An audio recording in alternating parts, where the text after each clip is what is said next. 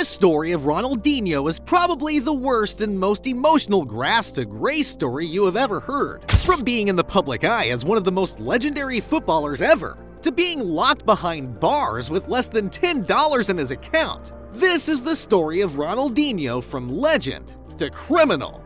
Now, some of you may be scratching your head and thinking, what happened to our grinning magician? Well, buckle up, because Ronaldinho's journey after football took a detour that none of us expected. From the glitz and glamour of his playing days, my man stepped into a whole different arena: legal troubles. Yep, you heard that right.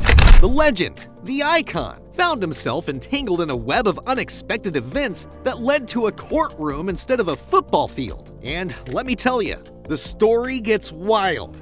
So, stick around as we unpack the rise, the fall, and everything in between in the life of Ronaldinho. Chapter 1: The Rise. Now, let's kick it off with where it all began. Ronaldinho's early days. Picture a kid from Brazil with a ball at his feet, dreaming big. Yep, that's our man. Growing up in the favelas, he turned those dusty streets into his own training ground. No fancy academies, just raw talent and passion. Fast forward, my man got his entry into the big leagues. Talk about a glow-up! Ronaldinho kicked off his pro journey like a boss. So, back in 2001, Ronaldinho made the move to PSG for a cool $5 million. But hold up, this was way before the Qatar takeover, you feel me? At the start, he had to hustle and prove his worth, chilling on the bench for some games. But guess what? Homeboy always brought his A game and snagged a spot on the starting 11. Soon, he was the PSG poster boy, the main dude on the pitch. Now here's the twist. Ronaldinho became a bit of a headache for the PSG big shots. He was living the high life, making bank, but training? Well, it was not exactly his top priority anymore.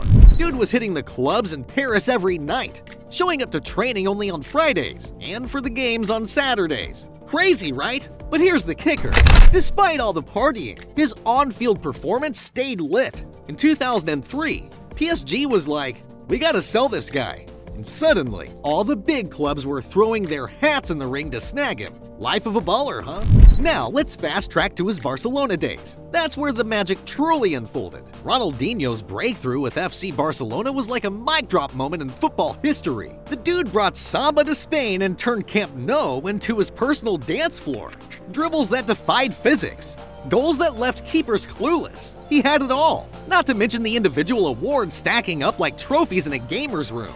Ballon d'Or? Yep, Ronaldinho owned that too. The guy's talent was on a whole other level, and Barca fans were living for it. And oh boy, did the world take notice. Global recognition? Check. Fans around the globe chanting his name? Double check. Ronaldinho became more than a footballer. He was a whole movement. You couldn't escape his iconic grin on billboards, jerseys, and TV screens. It wasn't just about the goals. It was the joy he brought to the game. You couldn't help but be a fan, whether you were a diehard Barca supporter or just someone who appreciated the beauty of football.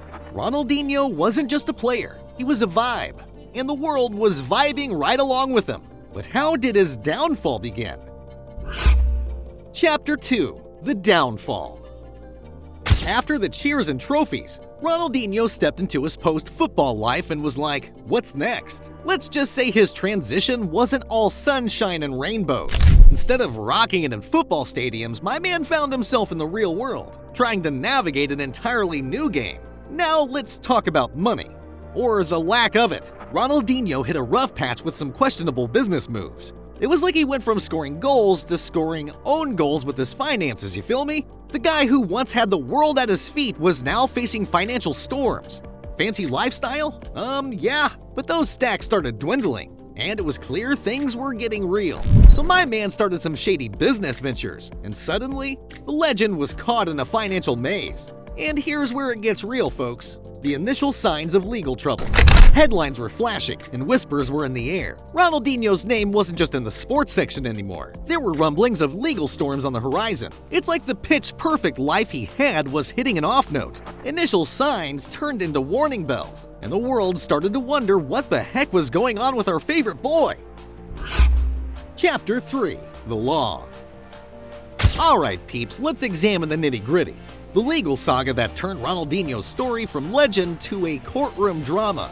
So, here's the lowdown on the legal trouble. Ronaldinho found himself in a sticky situation, facing charges that made fans scratch their heads like, wait, what? From tax evasion to passport shenanigans. The once untouchable legend suddenly had legal troubles knocking on his door, and he was making headlines for all the wrong reasons. Ronaldinho, the guy who used to dance around defenders, was now dancing with the law. Arrests? Yeah, he had a taste of that too. Investigations kicked off, and court proceedings became the new match he had to play. It's like the game moved from the pitch to the court, and the stakes were higher than ever. Fans watched in disbelief as their football hero faced a whole different kind of opposition, wearing suits instead of jerseys. And you know what hits harder than a red card? The impact on his public image and legacy. Ronaldinho went from being the people's champ to the guy with legal clouds hanging over his head. The grins turned to frowns, and the cheers turned to whispers. It's the kind of plot twist you don't see coming. Chapter 4: Behind the Troubles.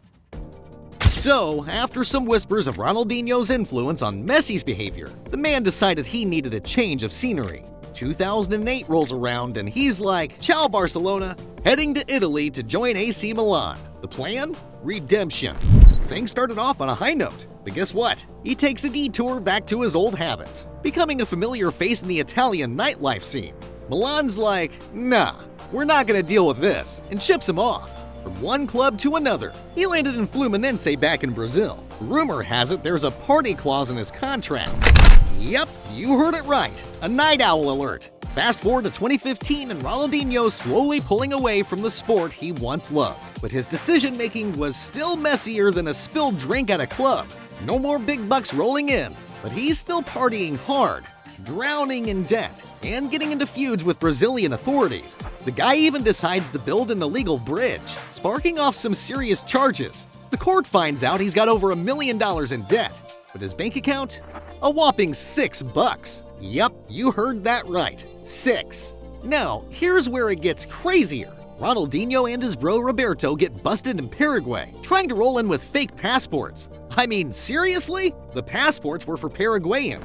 But everyone in South America knew Ronaldinho was Brazilian. They ended up behind bars, facing a potential 5-year sentence. Ronaldinho played the innocent card, saying he had no clue about the fake passports, blaming the folks who invited him. But hey, prison life doesn't stop him from getting back to football with the inmates. After 32 days, he gets out, although he celebrated his 40th birthday alone behind bars. Ouch. Then, the house arrest follows, but only after coughing up a hefty $1.6 million bail. And where did he get the cash from? Who knows? Maybe he's not completely broke after all. After 5 months, they're back in Brazil, and it looks like the whole ordeal might just be the wake-up call he needed. Chapter 5: The King is back. Alright, check it. Turns out the whole mess was like a slap in the face that Ronaldinho needed to get his act together.